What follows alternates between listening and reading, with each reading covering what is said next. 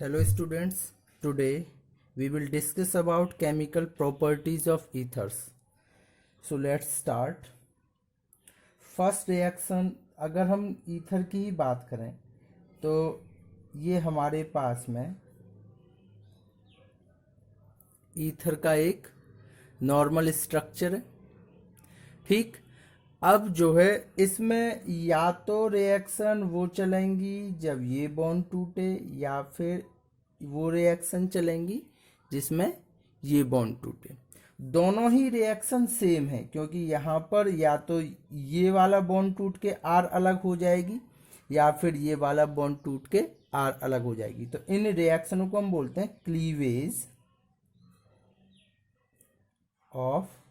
Cleavage of CO bond reactions. केवल एक type की ही रिएक्शन यहाँ जो है देते हैं, या तो इधर वाली बॉन्ड टूटने पर या फिर इधर वाला बॉन्ड टूटने पर। तो इसमें जो नंबर फर्स्ट रिएक्शन आती है, नंबर फर्स्ट रिएक्शन वो है रिएक्शन विद HX या हाइड्रोजन हैलाइड से रिएक्शन। तो हाइड्रोजन हैलाइड से रिएक्शन में अगर हमारे पास में ईथर है और ईथर की रिएक्शन हम हाइड्रोजन हैलाइड से करा रहे हैं, तो कोई भी आप चाहे इस साइड का बॉन्ड तोड़ दें चाहे इस साइड का बॉन्ड तोड़ दें, ये आपकी इच्छा है। ठीक है, और ये हो जाएगा RX प्लस ROH। अगर दोनों ही सिमेट्रिक हैं, यहाँ कुछ नहीं है, मीन्स टू से यहाँ पर कुछ न होने पर ये दोनों ही R अगर सेम है तो H किसी एक H किसी एक बॉन्ड पर लग जाएगा और X किसी एक बॉन्ड पर। ठीक, ये नंबर फर्स्ट रिएक्शन है। सेम इसी में अगर ईथर की जगह पे कोई हमारे पास में एराइल ग्रुप हो, ईथर का ही एरोमेटिक ग्रुप, ठीक, और अगर हम उसकी भी रिएक्शन HX से कराएं तो यहाँ पे जो है ये बॉन्ड टूटेगा, क्योंकि हमें पता है ये वाला बॉन्ड जो सिमेट्रिसिटी के कारण काफ़ी मजबूत होता है। ये बॉन्ड केवल एक जिंक डस्ट वाली रिएक्शन से ही टूटता था, तो केवल यही बॉन्ड टूटेगा। तो यहाँ पे आपका हो जाएगा ये H ऊपर आ जाएगा OH प्लस RX। ठीक, अच्छा, इसमें HX में X जो है where X equal to chloro हो सकता है, ब्रोमो हो सकता है, आयोडो हो सकता है। ठीक, और अगर इसकी रिएक्टिविटी की बात करें कि रिएक्टिविटी ऑर्डर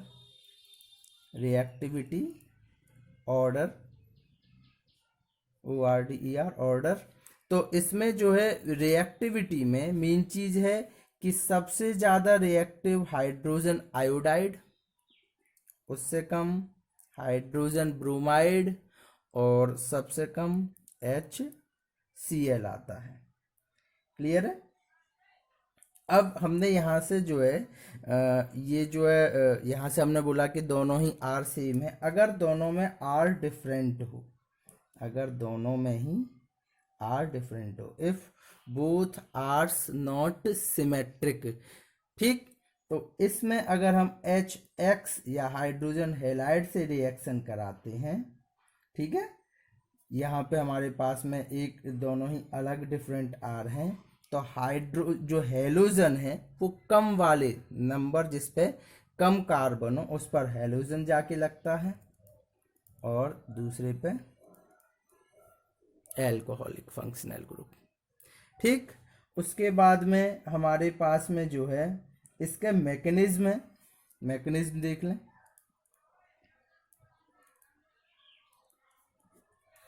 मैकेनिज्म में अगर हमारे पास में कोई अनसिमेट्रिक ईथर है, जैसे हमारे पास में है ethyl methyl ether CH2 CH3, इधर इथाइल है और इधर मिथाइल है, या मेथॉक्सी ईथेन भी बोल सकते हैं, और इसकी अगर हम हाइड्रोजन आयोडाइड से रिएक्शन कराते हैं, ठीक, अगर हम इसकी हाइड्रोजन आयोडाइड से रिएक्शन कराते हैं तो यहाँ पर रहेंगे पेयरिंग बॉन्ड, और ऑक्सीजन के ये पेयरिंग इलेक्ट्रॉन्स जो है इस H पर क्या करेंगे, अटैक करेंगे। ये स्टेप फर्स्ट है। जैसे आप प्रोटोनेशन ऑफ ईथर भी बोल सकते हैं, प्रोटोनेशन, क्योंकि H इस पे जो है जाता है। तो इसमें जो है ये आपका हो जाएगा CH3O, क्योंकि एक H एक्स्ट्रा लग रहा है यहाँ पे, और फिर CH2 CH3 और I नेगेटिव। ठीक, तो इस ऑक्सीजन ने अपनी कैपेसिटी से ज़्यादा बॉन्ड बनाए, यानी कि 2 की जगह पे 3 बॉन्ड बना रखे हैं। तो 3 बॉन्ड बनाने की वजह से इस पे चार्ज आ जाएगा पॉजिटिव। ठीक है, उसके बाद आता है स्टेप फर्स्ट आपका हो गया प्रोटोनेशन ऑफ ईथर, उसके बाद स्टेप सेकंड, ये स्टेप फर्स्ट था। अब स्टेप सेकंड में क्या होता है कि ये वाला जो आयोडीन है, क्योंकि भाई इसे भी तो जोड़ना है इससे, तो ये आयोडीन इस प्रोटोनेटेड ईथर पर अटैक करता है, और ये CH3O CH2 CH3H, ठीक, प्रोटोनेटेड ईथर से अटैक करता है। ये कार्बन यहाँ पे हमने बोला कि हैलोजन जो है ज़्यादातर कम नंबर के कार्बन से जॉइंट में अटैचमेंट में आते हैं। तो सबसे पहले तो ये एक इंटरमीडिएट बनाते हैं, और इस इंटरमीडिएट में जो है ये हमने SN2 रिएक्शन पढ़ी थी, वहाँ से ये ICH2OH पॉजिटिव, यहाँ से ये CH2 CH3।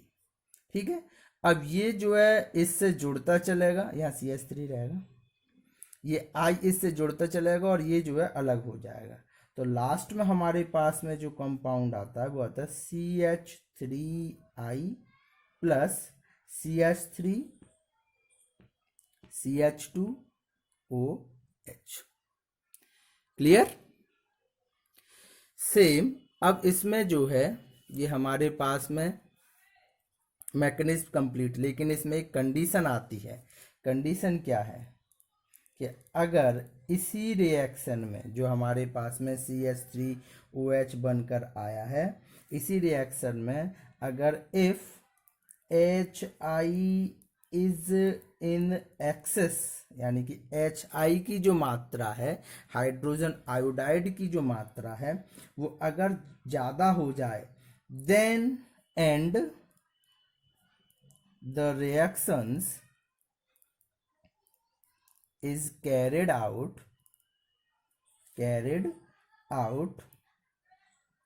at high temperature,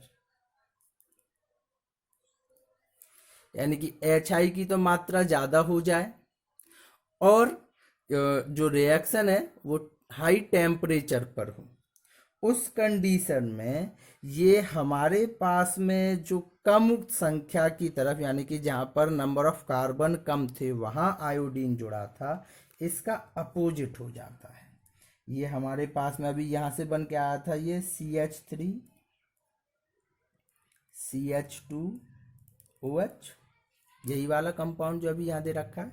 ठीक है, और इसकी रिएक्शन फिर हम हाइड्रोजन आयोडाइड से कराएं, क्योंकि एक्सेस में है, क्वांटिटी ज़्यादा है हाइड्रोजन आयोडाइड की।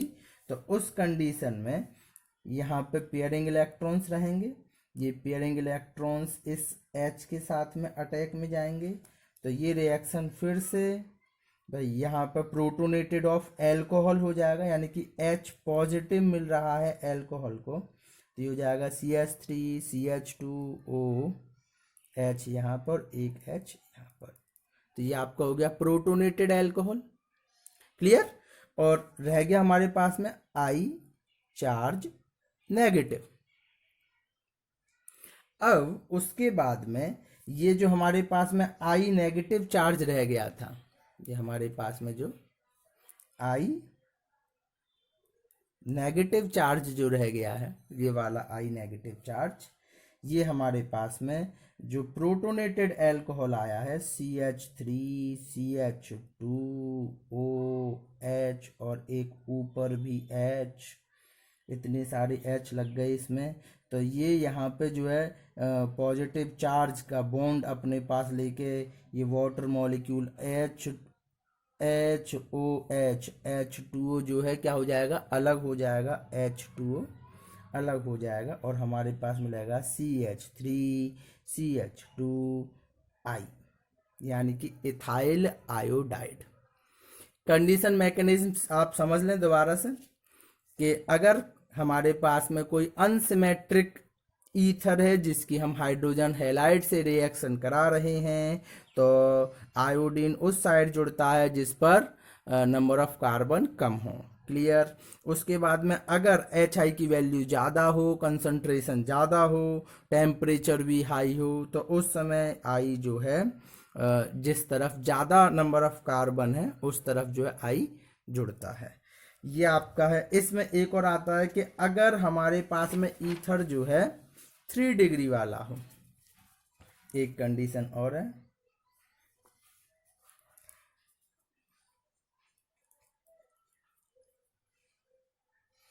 अगर यानी कि when one of the alkyl group is tertiary group, alkyl group is tertiary या 3 डिग्री हो, जैसे ये हमारे पास में हो जाएगा CH3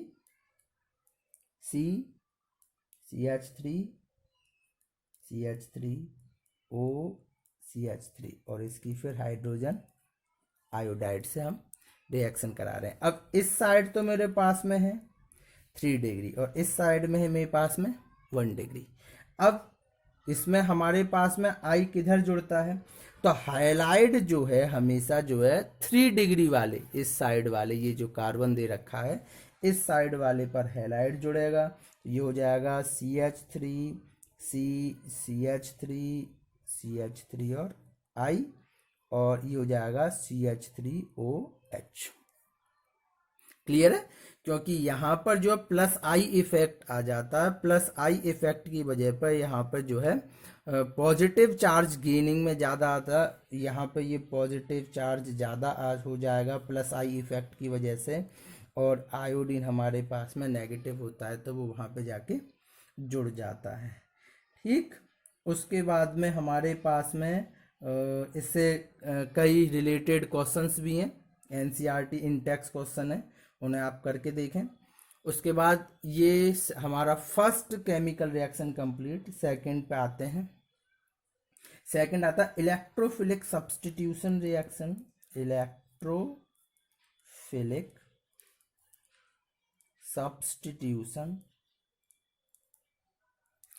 इलेक्ट्रोफिलिक सब्स्टिट्यूशन रिएक्शंस में जो है ये हमारे पास में सभी होंगे जो बेंजीन वाले जो कंपाउंड है उनके साथ में।